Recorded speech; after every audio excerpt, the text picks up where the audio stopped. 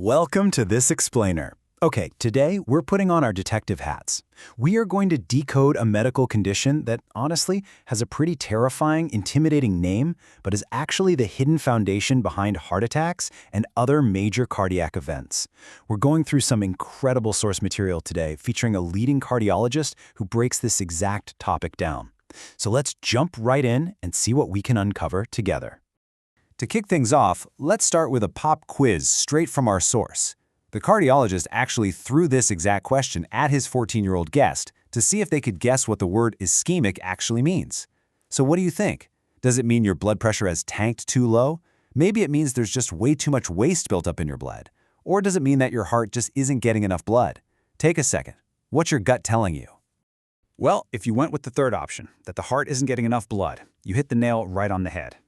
Basically, ischemic heart disease is a massive plumbing problem.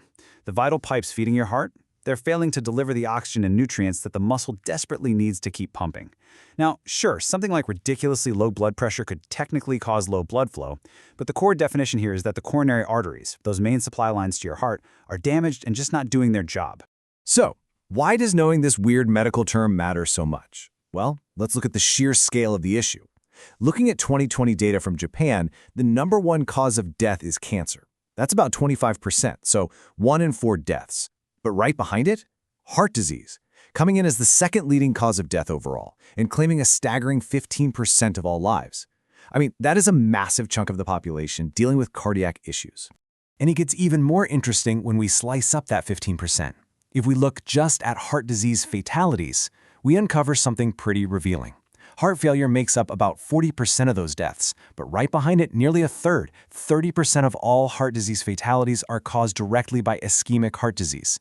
So we're not talking about some rare medical anomaly here. This is a huge, critical piece of the global health puzzle, which is exactly why decoding it is absolutely crucial for us.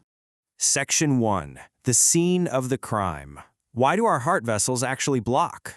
When these vital pipes fail, our source explains that they usually do it in one of two very distinct ways. First, you've got chronic coronary artery disease. This is a slow, progressive narrowing of the vessels over a long period of time. It just slowly creeps up on you. And then there's acute coronary syndrome. This one is a sudden, rapid, and, quite frankly, terrifying blockage of the vessels that happens in the blink of an eye. Grasping the difference between this slow creep and the sudden crash is kind of the key to the whole shebang. It's super fascinating to see how the chronic side breaks down into two distinct categories. First up is effort angina. This kicks in during physical movement. Why? Because the pipes are literally clogging up with fat and atheroma. It's exactly like old household plumbing, just slowly filling with sludge over decades. So when your heart beats faster during exercise, that narrowed pipe just can't deliver enough blood. But then compare that to vasospastic angina. This one is wild. The blood vessel itself might be perfectly healthy, but out of nowhere, it spasms. It suddenly cramps up and pinches itself shut, cutting off the blood supply. So you have two totally different mechanisms here. Sludge versus a sudden spasm, but both lead straight to chronic ischemic heart disease. Now, for the acute conditions, we aren't dealing with a slow clog or a weird cramp. It is sudden and it is violent. Step 1. An atheroma, which is basically a lump of fatty plaque on the vessel wall, suddenly tears open. Step 2, all that fatty grossness inside the plaque spills right out into the flowing bloodstream. Step 3, your body panics and reacts to this rupture by rapidly forming a blood clot. And finally, Step 4, that newly formed clot severely or completely blocks the blood vessel, stopping flow dead in its tracks. And that violent clot formation, it leads to two really scary potential outcomes.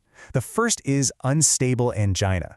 This is where the clot forms, but the pipe is only partially choked off. A tiny trickle of blood is still getting through, keeping the tissue barely alive. It's a highly unstable situation, as the name implies. But the second outcome is the one we all know and fear, a myocardial infarction, which is a heart attack. This happens when that clot completely seals the pipe shut, zero blood flow, and the heart muscle literally begins to starve and die. Section 2. The usual suspects. Identifying the risk factors that destroy your plumbing. So what's actually causing all this damage in the first place? According to the cardiologist in our source, the culprits are a rapid-fire list of lifestyle and genetic factors. We're talking high blood pressure, obesity, diabetes, and dyslipidemia, which is just a fancy word for high cholesterol. Toss in high uric acid, chronic stress, and smoking, too. Honestly, it's basically a lineup of everything stressful in modern life acting like a corrosive acid on your heart's pipes.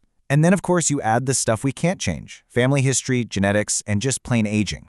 When you start stacking these risks, your chances of developing ischemic heart disease go through the roof. But this brings us to a really fascinating biological mystery from our source. If those are the main culprits, smoking, stress, blood pressure, why is there a massive gap in when this disease strikes? See, men typically start developing this in their 50s, but women, they usually aren't heavily affected until they hit their 60s. That's a full 10-year delay. So what on earth is creating this decade-long buffer for women? The answer is hormones, specifically the estrogen shield. Estrogen actively works to suppress and lower cholesterol levels in the blood. So for decades, it acts as this incredible built-in protective shield for a woman's coronary arteries, a shield that younger men simply don't have. It's really only later in life, usually post-menopause when estrogen drops and cholesterol naturally rises, that the risk levels finally start to even out. It perfectly explains that crazy 10-year gap. To kind of bring this all together, I love this quote from the 14-year-old guest in our source material. After hearing the doctor explain all of this, they said, "The name sounds complicated, but it's the foundation of scary diseases we've all heard of, like heart attacks." Hit the nail right on the head, didn't they? The medical jargon, like ischemic, atheroma, infarction, it's super intimidating. But at the end of the day, it's really just explaining the terrifying plumbing problems that cause the heart conditions we all already know about. Well, look at us. We successfully acted as medical detective today. We've solved the mystery of how ischemic heart disease works. We looked at the slow sludge of chronic narrowing and the sudden, violent clots of acute attacks. We even dug into the hormonal shields and the lifestyle culprits. But the biggest question still remains. Considering the risk factors we just went over, are your heart's pipes running clear? And more importantly, what's one daily habit you can change today to make sure they stay that way? Thanks so much for joining me on this explainer, and I hope you walk away with a much clearer picture of your own heart health.